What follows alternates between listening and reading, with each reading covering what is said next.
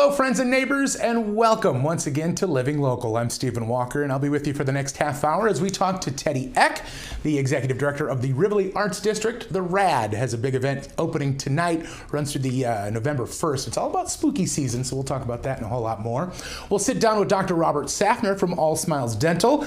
He has a new dental office here in town, and we talk about a lot of stuff with him. We're also going to get a weather forecast from Nathan Himsel, and I'll ask if you got a minute. But first, we'll start where we always do, with the Amundsen Appliance Week that was. The La Crosse School District recently broke ground on Phase 1 of a renovation project that will see Hintgen and State Road Elementary Schools combined into one building, as well as the construction of a brand new district building. Phase 1 of that project focuses on an addition to the State Road building so that Hintgen staff and students can move into the facility. Superintendent Aaron Engel says the $53 million project is meant to address declining enrollment, budget deficits, and aging facilities in the district. This project here that we started the planning process for in 2023 really allows us to address all three of those challenges. As we get a little bit smaller, we're able to go from 9 elementary buildings down to 7, and we're also able to improve our facilities at the same time. So this project has been huge in making that a reality. As for Phase 1, President of the La Crosse Education Association, Jill Shams, said keeping students and staff together will benefit everyone involved. This was a way to consolidate students with their classmates that they already have relationships with, keep them with their beloved teaching staff that they also already have those important relationships with, and then make new friends and have new teachers and start something kind of altogether new as well. Superintendent Engel added that he is grateful for the nearly 60% of voters who cast ballots in favor of the referendum when it appeared on the November ballot. For 24 years, we've been able to pass numerous successful operational referenda and a number of capital referenda to improve our schools. Facilities matter. They matter for students feeling comfortable, for feeling safe, and for teachers to be able to do their best work. And this is another example of our community support. Phase 1 of the project is expected to be completed in 12 to 18 months. Groundbreaking for Phase 2 is scheduled for sometime in early 2026. That phase will see construction of a new building on the current site of the Hogan Administrative Center. Eau Claire is now home to a cutting-edge facility with visions to cure congenital heart disease. HeartWorks, a nonprofit organization that builds on work done at the Mayo Clinic in Rochester, held a grand opening at its new facility on Sky Park Boulevard. They provide research, therapy, and in some cases, they actually build new hearts.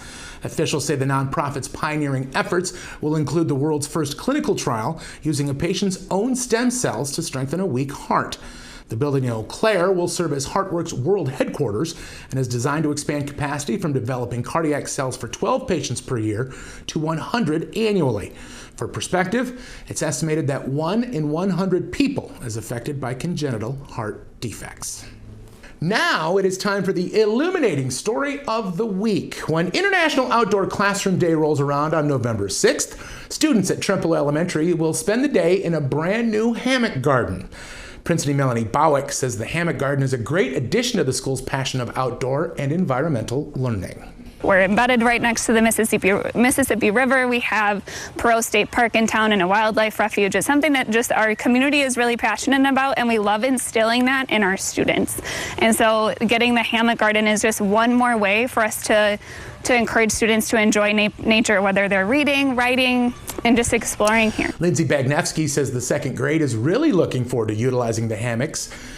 Bagnevsky added that the hammocks have multiple academic and emotional uses. Providing that secondary space will increase student engagement because it gets them out of the 4 walls that they're typically in and immersed in nature. There's benefits of stress reduction, so I hope to see this used before a big test for kids to come out here and sway. That swaying motion calms the nervous system and then can get them ready to go tackle that big test they have. Unsurprisingly, the kids of Trempealeau Elementary are already excited about using the new garden. The hammocks will let you sway in the wind, and you just get fresh air. Getting to be outside and just read and hang out and talk to friends. I'm excited to read out here and talk with my friends and swing. You might get better grades, and you might relieve stress better. Could calm your nerves if you're scared. and you could just come out here and swing. There are 30 new hammocks in the garden, and staff members hope it will provide benefits to the students for many years to come. School officials say the hammocks will be in use throughout the entire school year. Finally tonight, October is Breast Cancer Awareness Month, and every year in support of that cause, the Milwaukee Burger Company launches its Burgers for Boobs campaign. The event has a silent auction and raffles like most fundraisers of this sort, but it also has the servers donate every penny of their tips to the cause as well. For the past 4 years, the La Crosse location of NBC has participated in the charitable event, and General Manager Justin Cornford says the impact on his staff is felt immediately. As my team members see how we impact the community, they want to be more involved with things too. So each year, the individual locations of Milwaukee Burger Company get to choose who or what will be the beneficiaries of whatever dollar amount is raised. The money is always donated to local entities, and this year, it doesn't get much closer. This year we are raising money for the La Crosse, Mississippi Sisters Dragon Boat team, as well as the mother of one of our servers who was recently diagnosed with breast cancer as well. So this year kind of really hits home for us. You can see what donations have already come in for the silent auction, but Justin said there's still more to come.